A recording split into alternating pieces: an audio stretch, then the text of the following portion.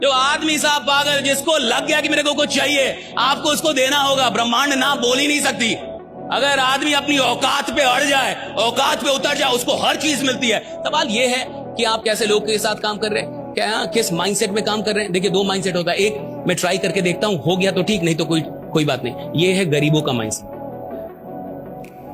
इसको मैं गरीबों का माइंडसेट बोलता हूं कि मैं ट्राई करके देखता हूं, हो गया तो ठीक, और नहीं तो कोई बात नहीं है, तो नहीं होगा।